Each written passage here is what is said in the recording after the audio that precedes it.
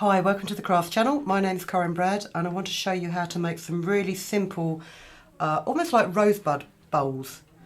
This one's made out of leather and it's great just for keeping odds and sods in on your dressing table, on your sewing table.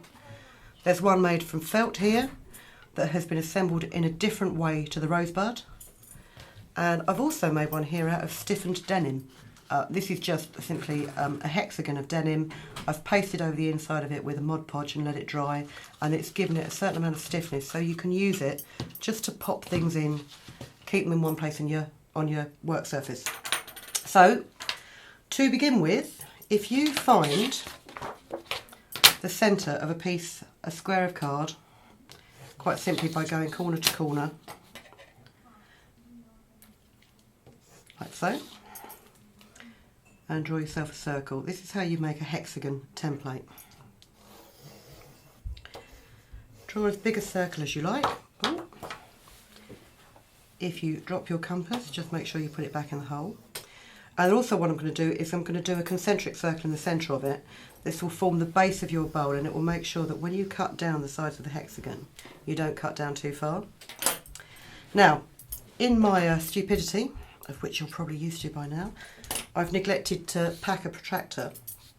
So what I'm going to do is, I know where the 90-degree line is of my circle here, and I'm hoping, I don't know how to work this out, I'm hoping there's a 60-degree line on here that I can actually use. Oh no, that's how you do it, isn't it? If I line that up along the bottom there.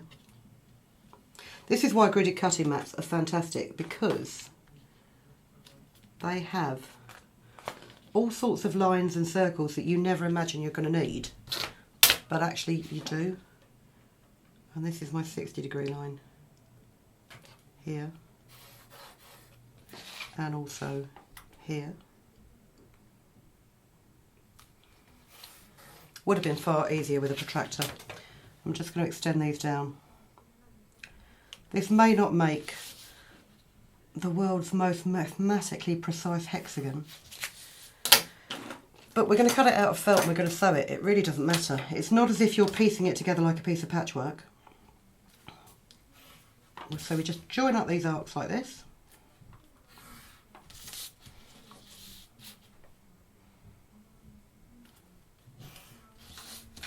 And it's alright, I promise you, after the maths and the cutting, there is some sewing involved.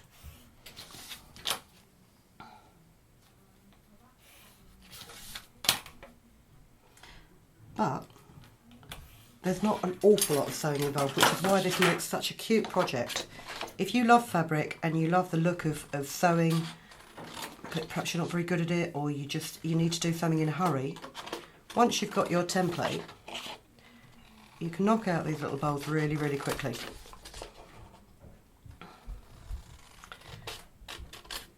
So bear with me as I cut my hexagon out.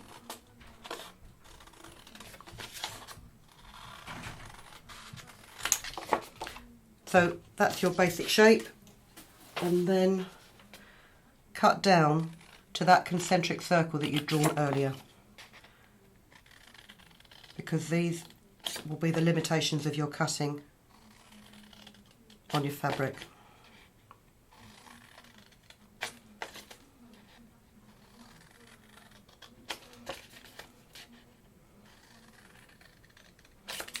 And then also what I do, if you just bend these in, you'll see why in a minute. It will give you straight lines to draw around. So that's your template. Piece of felt. This isn't 100% wool felt. This is a felt sort of nylon-y, plasticky mix. What it means is it's quite thick and it doesn't stretch very much, and it will hold its shape better. And I've found the easiest way for you to draw around on a felt background is with a pencil. I'd normally have a softer pencil than this, but you can simply draw and you can see you've got the line. And the reason you folded this up is so you can draw these lines here, like so. But in true style, here is one that I've drawn round and cut out earlier. And then the way that you can put it together, if you want to make your rosebud, and I'm just going to clip these. If you want to make a rosebud, take every other part and put them together slightly on the tilt,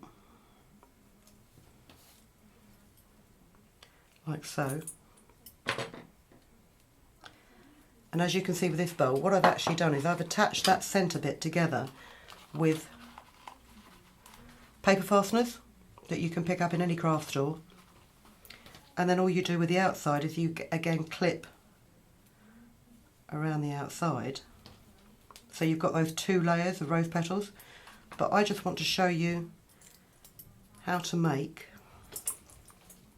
this slightly bigger bowl, which in some respects is a bit more useful because you can get more stuff in it. That's great if you've got things like makeup brushes or paint brushes where you want things to splay out at the top so you can get hold of them easily. That's a really good idea. If you've got something that you want to be able to get your hand in there and, you know, get buttons out or things like that, this method of bowl is actually much better. Get some coloured embroidery thread. I would recommend using 3 strands of embroidery thread. Don't do what my friend did, who when she used embroidery thread for the first time went, oh, it's really difficult to sew with. I found it so difficult, because she was using all 6 strands at once and trying to do delicate monograms on a cushion cover. Didn't work at all. Thread your needle, a little knot at the end, and then if you overlap, so take adjacent points, overlap one to the other, and then this is going to be really rough and ready. It's not going to be the best running stitch you've ever seen. Simply run a stitch around the top,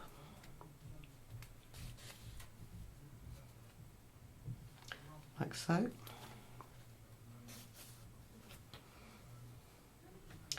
Overlap that one, and what I've done is where the overlap is, I don't know if you can see here, this point here and that point, that under point there, line up. And then that way, oh, if I done with my embroidery thread. If you use that as a guideline, it will mean that all the sides of your pot are equal. If you're a bit slapdash at how you sew it together, you'll have a lopsided pot. Which, if that's the look you're going for, that's fine. But the other use for things like these little pots, because they're so quick to make, and they're so relatively cheap to make as well, because all you need is a circle of felt or leather or a thick canvas type material that won't fray. And that's the other thing about gluing that denim, is it has stopped the edges fraying. But if you're Christmas gifting this year and you want to give somebody a jar of homemade jam or something like that, and you want it to look a little bit more exciting, you can just rustle up a pot in their favourite colour, you can add a bit of embroidery to it, you can pop the jam jar inside the pot, and it just makes quite a mundane Christmas present into something a bit more special and a bit more personal.